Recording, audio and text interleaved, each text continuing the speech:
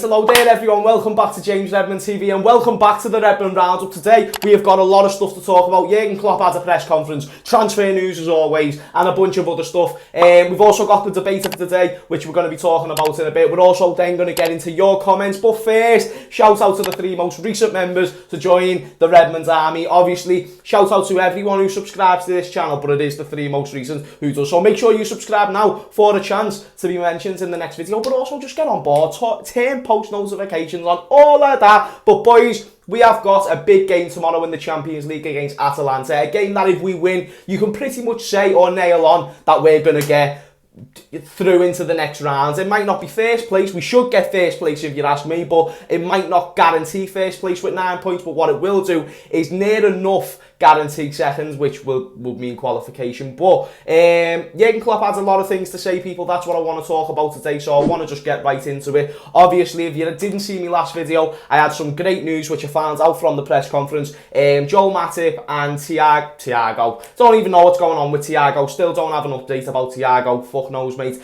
but Naby Keita and Joel Matip are fit, they are in good shape, and they could be back for the Champions League fixture. I will touch more on that in a bit, but there's been this thing going around, mate, and I don't want to rant. I really don't want to fucking rant yet, but it's just, here's me, I don't want to rant, I don't want to fucking rant yet, nah, not even like that, but it's just all the criticism that Mo Salah's getting about the penalty situation versus West Ham. I think it's ridiculous, and Jurgen Klopp said, touched on it in his press conference, which I'll read out the quote in a second, but my view is, and do you know what, I was on the Cop TV today with Alex and Doyle, and they were bringing up the point, like, Harry Kane, didn't you see that incident in the Tottenham game yesterday? And it's like, he's not really getting called up, on it, but Mo Salah, he always gets called up on his, and that's fine if you want to do that with Mo Salah, but it's like people of neutral clubs, and I'm not trying to be like victim Mo Salah, it's just people of other clubs seem to disrespect him, they seem to underrate him, and they seem to,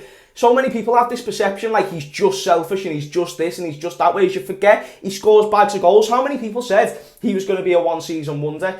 I don't think it's the fact that he's dived and the level of the dive that has made people so angry. I think it's the fact Salah has gone over of what is a fair challenge in today's Premier League. You can go down if you get touched in the box. He did get touched, he went down. Yes, it was a little bit easy, but at the end of the day, that's what footballers are trained to do nowadays. So my view on it is, fuck everyone who thinks that Mo Salah is in the wrong for doing what he done, mate. You know what I mean? It's like, go and find a player from your club who doesn't dive in training because they're told to. It just happens. This is what Jurgen Klopp had to say on the whole situation. It was a foul, believe it or not. Yesterday I spoke to Mo about how he feels. He has 3 proper knocks on the foot, and one of them is from the penalty situation. There was clear contact. No, I don't understand the criticism, and I can only echo what Klopp has said there about that, because I think it's absolutely ridiculous, and I'm very interested. And even if you're a neutral and you disagree with me and you're saying, James, fuck off mate, it was a fucking dive, you tit,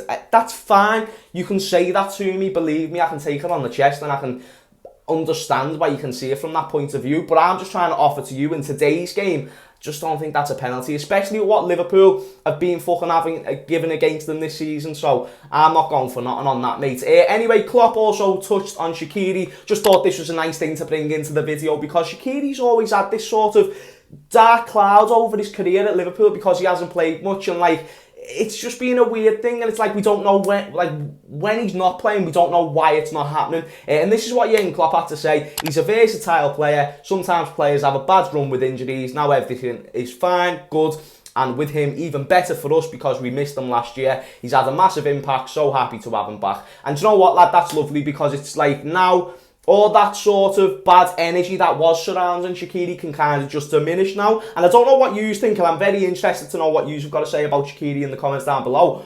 But I think we are now seeing the Shaqiri that we bought, and the reason why we got excited for that Shaqiri, now we're seeing the rewards of that, now we're seeking the rewards of that. And sometimes, you know what, mate, I know these injuries are terrible, and we will touch on injuries because Liverpool is injury FC right now, but what I'm just trying to say is that it could be a blessing in disguise seeing some of these second team players get more game time like Shaqiri, because he's 29 and you can see he's still got quality about him. So it's nice to hear Klopp talking well. And then this is what Klopp had to say, the exact quote of what he had to say about Matip and Naby Keita. Naby and Joel trained fully yesterday, but I didn't make any decisions yet. We have to wait until the medical department gives us green, orange or red light. But at the moment, we have more centre-backs available, which is absolutely fantastic. He also mentioned Jota a brief moment about just talking about how boss he is, which is standard. But back on the Joel Matip and Keita situation, I would love to see them start against Atalanta, but only if they're fit. That's the only caveat for me, is I don't want to be playing a Joel Matip who isn't 100%. I would rather start a Reece Williams. But if if the medical team come and say, mate, he's perfect to play, do you know what I mean? Like, I think that's enough. Like, people can say, no, wait till the City game. But if they say he's 100%, then just play him, because he's no more injury prone in this Atalanta game tomorrow than what he is for the City game, in my opinion. Maybe I'm wrong, but if I am wrong, I feel like that's because he wouldn't have been 100% fit for the game. But let me know, do you want to see Matip or Keita starting this game? Because I feel like both could 100% make a big difference. Now we talk about another player returning back from injury. Now this didn't come from Jurgen Klopp's press conference. This actually came from Ian Doyle on Twitter. Tsimikas is back in training, and he's just posted on Instagram a picture of him being back in training, and he's basically ready for tomorrow's Champions League fixture.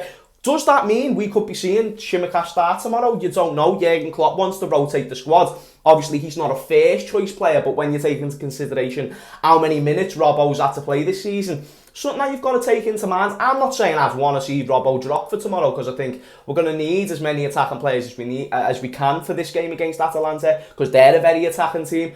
But it's just, if you take Robbo out of that, I wouldn't mind to see Tsimikas, but I just don't know if this is the game to bring him right back into. Does that make sense? But again, what do you think in the comments down below? But I do think it would make sense if Jurgen Klopp wanted to start him, because like I said, Robbo's been playing a lot of footy, man. Now, a bit of transfer news before we move in to the debate of the day and your comments as well. The first bit is David Alaba, who's been linked to Liverpool. Them links are dead. I'm here to tell you that now. Obviously, they could rekindle, but there's a tweet from a very reliable, I think he's a German journalist, but either way, his name's Christian Falk, and he reported, and usually some of the things he says are usually right, and he's basically said the only clubs interested in Alaba at the moment is PSG, Juventus, Manchester City, and the clubs that he would like to go to personally is Barcelona and Real Madrid. Shock horror, do you know what I mean? So no interest from Liverpool doesn't really surprise me, you know, mate. And I'm not going to be upset for the fact we're not linked with a player, fucking hell. Do you know what I mean? I'm not going to be desperate to sign him, but if you do just put it into context, how good and how much he would add to the team, in my opinion, and I can only speak for my opinion. Obviously, let me know in the comments down below. But he can play left back, he can play centre back, and like what I was talking about just then, if Robbo got injured, instead of Tsimikas, you can put Alaba there. And even if you do want to put Tsimikas there, you can put him centre-back, because we've got a centre-back crisis right now. Don't forget that Alaba can also play like DM and stuff like that. And he's a quality footballer. Above anything else, he's a quality footballer. That's why you can adjust to these positions. I feel like he's got sort of like a James Milner vibe to him. A more athletic... Well, actually, let me not disrespect James Milner there. A more quicker version of James Milner. Not more athletic, because Milner is a healthy motherfucker, and we all know that. But no, there's no interest. I don't think that's going to happen, at least for right now. They're dead. And then the last centre-back rumour, because bear in mind, it's another centre-back. The Mirror is linking us to pair shares. Again, I don't know how much substance there is to this, but it's interesting. 17-year-old from Ajax, actually played against Liverpool when we played Ajax. I'd take him. I really would. I mean, he's a big fucking kid and he's 17, you know, I'm 2 years older than him, and I wouldn't want to fucking get... Well, actually, I do boxing, so I rate my chances, because I don't know how much martial arts training he does. But in terms of size difference, and we had no fighting experience each, he banged me, do you know what I mean? Let's just settle it that way. But no, I would take him. He would break the bank probably, but he is tinted up to be the next Delict, who isn't really doing that well at Juventus. But always got to love a prospect. Anyway, we move into the debate of the day. So this is one of my favourite things to do on this Redmond Roundup, and today I actually had a really good one. It's not like the last one where it's on Fernando Torres versus Luis Suarez. Who do you prefer? Let me know. Who do you prefer out of Fernando Torres and Luis Suarez, if you didn't see that video? But this time I'm going for, who was your player of the month for October? Now, I know a lot of the majority of you are Liverpool fans, but if there's any neutrals, from what you've seen from a distance, who do you think has been the player of the month for Liverpool? If you had to ask me, and I'm going to say this once and I'm going to say it quick, Jota.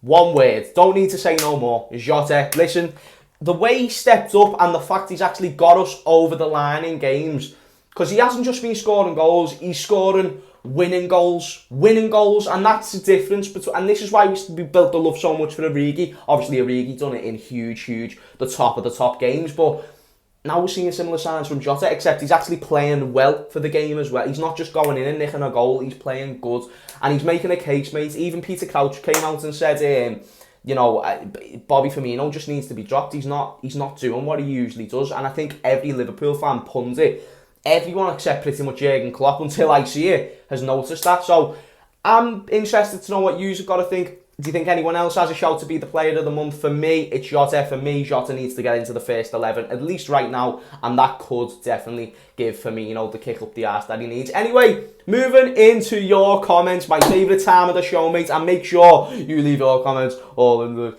down below, you know what I mean? Anyway, Ryan Dino 8 says, Alaba would be a good signing, but I think Klopp could turn Haaland into a goal-scoring beast for Liverpool. What are your thoughts? Ryan Dino, my mate, couldn't agree more. If there's anyone who could turn Jurgen Klopp, if he could turn, it's like saying, can you turn a lion into like a lion on steroids? Do you know what I mean? It's like, he's already going to be moody. He's already going to be able to take your fucking head off with his big fuck off mouth because he's a lion. And in this sense, I'm talking about Erling Haaland and scoring goals. But it's like if you put him on steroids, if you put him on steroids, it's a different case scenario. But yeah, I think Jurgen Klopp will basically turn Haaland into the lion with steroids. Anyway, into the next comments. Diogo Jota season, and that is a very suiting name for the time that we're in right now. Origi's time at Liverpool is at the end. Ironic that Diogo Jota is talking about Origi. Anyway, back to it.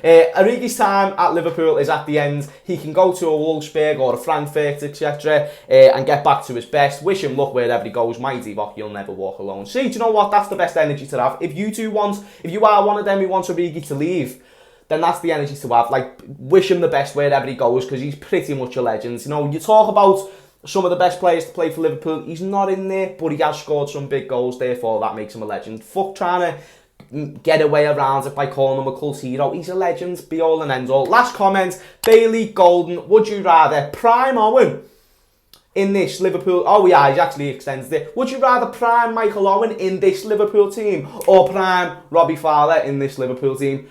I'm going to say prime Robbie Fowler. One, because I'm not the biggest fan of Michael Owen. Two, because even though Michael Owen was world class, I actually do feel like Robbie Fowler would have more of the attitude and not necessarily playing ability, but the attitude for this team, as well as still a lot of playing ability to be able to score goals and stuff. And he'd be doing better than Bobby Firmino. And I just miss Robbie Fowler. Our boss was Robbie Fowler. And like I'm devil that I actually went like the age that I am now to watch Robbie Fowler, because there's a very good chance him and Gerrard could be a very close first and second for my favourite player of all time for sure. But anyway, that is the end of this Redmond roundup. If you did enjoy, be sure you leave a like and subscribe. Also, be sure that you're leaving all the comments to be mentioned in the next video. Subscribe if you haven't already, and thank you for the continuous support. It is forever grateful. Anyway, see you later, yous. Hope you have a boss day, and I'll see you later. See ya.